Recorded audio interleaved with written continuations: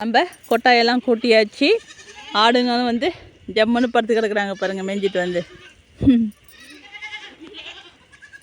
கூட்டிகிட்டு ஆடுங்க படுத்துருக்கும் போது ஒரு அழகு தான். இது இன்னியும் ஒரு பொழுதுக்கு நல்லாயிருக்கும். நாளை காலையில் எழுஞ்சி பார்த்தோம்னா ஒரு மாதிரியாக இருக்கும்.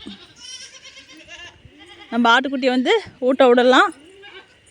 எல்லாம் பறனைக்கு கீழே போய் படுக்கிறானுங்க. ஏண்டி ஐயோ என்ன அதிகாரம்! ஏம்மா இதோ வந்துட்டம்மா, இதோ வந்துட்டேன், வரேன். எல்லாம் என்னமோ சொர்க்கமாக தூங்குறாங்க. நம்ம நெத்தி வேலை வந்து ரெடியாக இருக்காங்க. எப்படா கூண்டை திறக்குவா, நம்ம உள்ளார போகலாம். உள்ளார போய் அவனுங்கக்கிட்ட இருக்கிற தண்ணியை குடிக்கணும், அவனுங்களுக்கு வச்சுருக்க தலையை வந்து திங்கணும். இதோ வந்துட்டேன் தங்கம். நெத்தி வேலை ஏந்திரிச்சிடு. கடல் அலை வரப்போகிறது. ஏந்திரி. கடல் அலை வந்துச்சு. ஓடி வாங்கடி. நீ உள்ளார போகிற, அவ்வளோதான். உனக்கு தேவை அதான். நம்ம போய் உள்ளார தண்ணி குடிச்சிருக்காங்க பார்க்கணும். கொஞ்சோண்டு தான் இருக்குது, குடிச்சிருக்கானுங்க. இங்கே பாருமா. அதுவும் அம்மா கிடையாது, முட்டியிட போகிறான். வந்துடு, ஓடு. அலாட்டு தான். அதுக்கு முன்னாடிலாம் மேலே நிற்கும் வந்து ரெடியாக. ஏண்டா கேமரா இருக்கா என் சேட்டைக்காரி? கால் மேலே கால் போட்டு படுத்துருக்கீங்களாடி என் தங்கப்பிள்ள? இப்போ தான் வர கொஞ்சம் சேட்டையெல்லாம் வந்துட்டுருக்கு பழைய மாதிரி.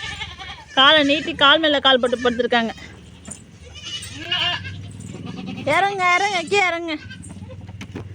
இறங்குமா. ஏன்டா முட்டுற?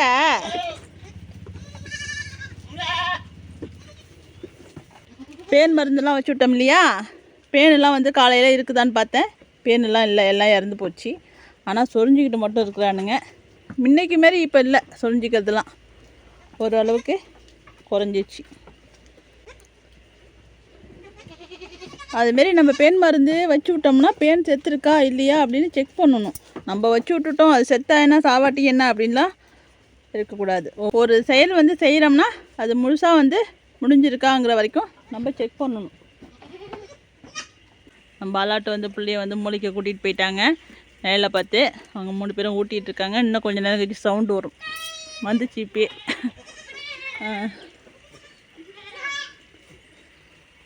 என் காலை கொட்டி தாங்க படுத்துருக்குதாண்டா ஒரு அழகு ஜம்மனே. தங்கப்பிள்ள அப்படி என்ன சொல்கிறது, வெறப்பாக படுத்துருப்பார் அப்படியே. கெத்தா படுத்துருப்பார் அப்படியே. அவன் தங்கொண்டு இது. இவங்க வந்துட்டாங்க. நீ ஏன் அவனை கொஞ்சிற? என்ன கொஞ்சாம என்னட்டாங்க? சரி, முடியப்பார். முக்கு வாய் எல்லாம் முடி. இவங்க வந்து தண்ணிக்கு வராங்க. நம்ம தண்ணி இன்னும் எடுத்துகிட்டு வரலடி தங்க, எடுத்துகிட்டு வரேன் இருங்க. தண்ணி வேணுமா? நீ பிடிச்சிக்கிறியா பாட்டில்? நான் போட்டு விட்றேன். ஐயோ ஃபோனு மேலேடா கால் வைப்பாங்க. கால் எங்கே வருது? நம்ம மயில் இருக்கு இல்லையா, அதோட அம்மா வந்து இப்படி தான் இருக்கும், கொடியாடு. அது மூஞ்சி இது. அது வந்து ரொம்ப வயசாகி தான் வந்து இறந்துடுச்சு. குட்டி போட்டு மறுநாள் வந்து இறந்துடுச்சு. அது ஏன்னு தெரியல, ரொம்ப வயசாகிடுச்சு. ஆனால் அந்த ஆட்டுக்கு நம்ம வீட்லேயே வந்து புதைச்சாச்சு, கொல்லை பக்கம் வந்து புதைச்சாச்சு. அதோட மூஞ்சி அப்படியே இருக்குது. அப்படியே அதோட மூஞ்சி. ஆனால் சேட்டைக்காரி வந்து கரடிக்குட்டியோட புள்ளன்னு நினைக்கிறேன், சரியாக ஞாபகம் இல்லை. நம்ம யூடியூப் சேனல் ஆரம்பித்த புதுசில் வந்து கரடிக்குட்டி அப்படின்னு ஒன்று இருந்துச்சு. அதை வந்து விற்றாச்சு. விற்ற இடத்துல போய் நம்ம அலாட்டு எப்படி 3 குட்டி போட்டுச்சோ அதேமாரியே 3 கெடா குட்டி போட்டுச்சு அப்படின்னு ஆடு வாங்கினவர் சொன்னார். 2 ஆட்டுக்குட்டியை வந்து ஜோலியை முடிச்சிட்டாரு. ஃபஸ்ட்டு வந்து ஒரு ஆட்டுக்குட்டி வந்து அது அம்மாவே படுத்து மூச்சு திணறி இறந்து போச்சுன்னு சொன்னார். மறுபடியும் கொஞ்ச நாள் கழிச்சு வரும்போது வீடு வந்து ரோட்டுக்கிட்ட இருக்குதான். வந்து அவுத்து விட்ருப்பார் போல இருக்குது. மெயின் ரோட்டில் காரு பஸ்லாம் போகிற ரோடு போல் இருக்குது. பஸ் அடிபட்டு இறந்து போச்சான். கொடுத்து பாருங்கள் ஆடு வந்து எப்படி வளர்த்துருக்காங்க அப்படின்னு.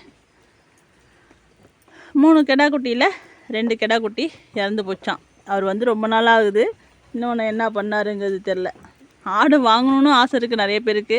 அதை எப்படி வளர்க்கணுங்கிறது நிறைய பேருக்கு தெரியறது கிடையாது.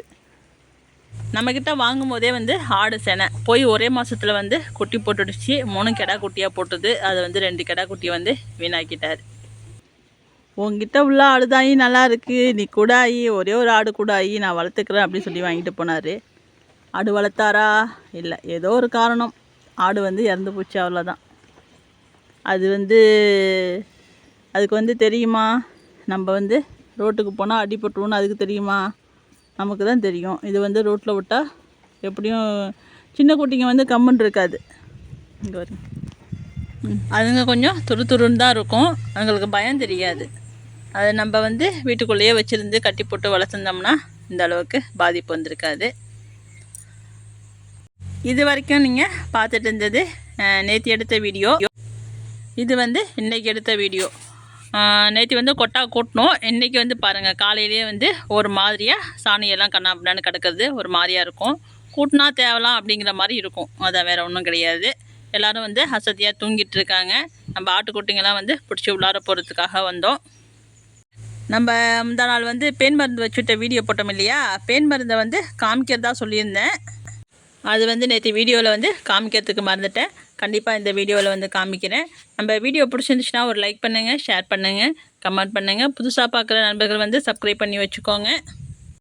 அப்புறம் இன்னொரு சந்தோஷமான விஷயம் என்ன அப்படின்னு பார்த்தீங்கன்னா, நம்ம யூடியூப் சேனல் வந்து செப்டம்பர் மாதம் 4ஆம் தேதி 23 ஆரம்பித்தோம். இன்றைக்கி தேதி வந்து செப்டம்பர் 28, 24 நடக்குது. 1 வருடம் 1 மாதம் ஆக போகுது. நம்ம வந்து 7000 சப்ஸ்கிரைபர் வந்து தாண்டியாச்சு. இது வந்து எல்லாமே உங்களால் தான். நீங்கள் இல்லாமல் நான் கிடையாது. எல்லாருக்குமே ரொம்ப ரொம்ப நன்றிப்பா. அப்புறம் இன்னொருத்தவங்க கமெண்டில் கேட்டிருந்தாங்க, உங்களுக்கு பணம் வந்துடுச்சா அப்படின்னு கேட்டாங்க. அதாவது யூடியூப்பில் வந்து பணம் வந்துடுச்சா அப்படின்னு கேட்டாங்க. கூடிய சீக்கிரம் வந்து அதையும் வாங்க போகிறோம். அதை வந்து நான் எடுக்கிற அன்றைக்கி கண்டிப்பாக உங்கள்கிட்ட வந்து சொல்கிறேன். அப்புறம் இன்னொரு விஷயம் என்ன அப்படின்னு பார்த்தீங்கன்னா, இந்த விஷயத்தை வந்து நாளைக்கு வந்து நான் தெளிவாக சொல்கிறேன். நம்ம வந்து வீடியோவிலலாம் வந்து நன்றிப்பா, சரிப்பா, புரியுதாப்பா அப்படின்னு சொல்கிறோம் இல்லையா? அதை வந்து என்னோடய தங்கச்சி வந்து ஒரு விஷயம் சொல்லியிருந்தாங்க. அது என்ன விஷயங்கிறத வந்து நாளைக்கு பார்க்கலாம். அது தப்பாக ரைட்டாங்கிறது தான் எனக்கு புரியல. உங்கள்கிட்டயே கேட்குறேன், நீங்களே அதுக்கு பதிலாக சொல்லுங்கள். நம்ம நாளைக்கு அதை பற்றின விஷயத்தை வந்து பார்க்கலாம்ப்பா. இப்போது பெண் மருந்து காமிக்கிறதா சொல்லியிருந்தோம் இல்லையா? அதை வந்து பார்க்கலாம். இந்த மருந்து தான் இப்போ வச்சுவிட்ட மருந்து. போன இடம் வந்து வேறு மருந்து வச்சுவிட்டோம். வேறு மருந்துனா பெயின் மருந்து தான் வச்சுவிட்டோம். அது வேறு கம்பெனி, இது வேறு கம்பெனி. நீங்கள் வந்து உங்கள் ஏரியாவில் இருக்கிற மெடிக்கலில் போயிட்டு பெயின் மருந்து அப்படின்னு கேட்டிங்கனாலே கொடுப்பாங்க. அது எந்த கம்பெனியாக இருந்தாலும் பரவாயில்ல, அதை கேட்டு வாங்கி வச்சு விடுங்க. தோலில் தான் வைக்கணும். இத்தனை கிலோவுக்கு இத்தனை எம்எல் தான், இத்தனை சொட்டு தான் வைக்கணுன்ற ஒரு கணக்கு இருக்குது. நீங்கள் வாங்கும்போது என்னோடய ஆடு வந்து இத்தனை கிலோ இருக்கும் அப்படின்னு சொல்லி வாங்குங்க. நம்ம அளவெல்லாம் சொல்ல முடியாது. பெயின் மருந்துன்னு கேட்டிங்கனாலே கொடுத்துருவாங்க. எடையை மட்டும் சொல்லி வாங்கிக்கோங்க. எப்படி வைக்கணும் அப்படிங்கிற விவரத்தையும் கேட்டுட்டு வந்து வச்சு விடுங்க. இது வந்து பார்த்திங்கன்னா 30 ml. இதோட விலை என்ன அப்படின்ட்டு பார்த்தீங்கன்னா 107 ரூபா. எக்ஸ்பிரி டேட்டை வந்து பார்த்துக்கோங்க. இது வந்து 27 வரைக்கும் உள்ளது. நீங்கள் வாங்குகிற மருந்து தேதி எது வரைக்கும் உள்ளது அப்படின்னு பார்த்து வாங்குங்க. அது வந்து ரொம்ப ரொம்ப முக்கியம். 30 ml மருந்து வந்து 107 ரூபா இந்த மருந்து. சரியா? அவ்வளோதான். இதில் வந்து நான் சொல்ல வேண்டிய விஷயம் அவ்வளோதான். காலையில் 11:30 மணி வரைக்கும் வெயில் வந்து அடின்னு அடிச்சுது. அடுத்தது ஒரு 12 மணிக்காக வந்து மானம் மூடிச்சு. 12:30க்கெலாம் வந்து மழை அடின்னு அடிச்சுட்டு போயிடுச்சு.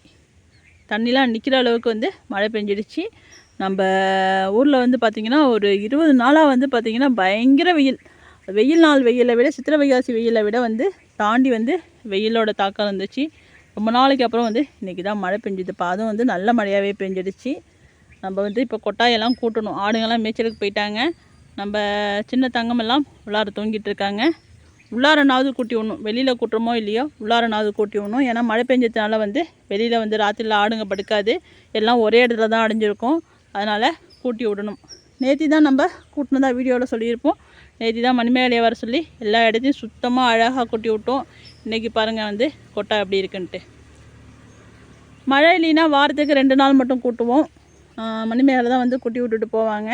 ஒருத்தவங்க வந்து கமெண்டில் கேட்டிருந்தாங்க, அக்கா உங்கள் பண்ணையில் ஏதாச்சும் வேலை இருக்குமா அப்படின்னு கேட்டிருந்தாங்க. நம்ம பண்ணையில் வந்து ஆள் வச்சு வேலை செய்கிற அளவுக்கு நம்ம வந்து இன்னும் வளரவில்லை.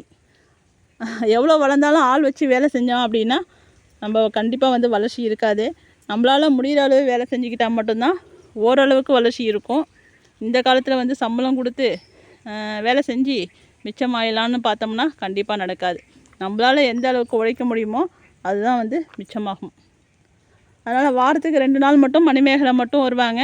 மற்றபடி ஆடுங்கள்லாம் மேய்க்கிறது எங்கள் வீட்டுக்காரவங்க மட்டும்தான் அத்தனை ஆட்டையுமே வந்து மேய்க்கிறாங்க.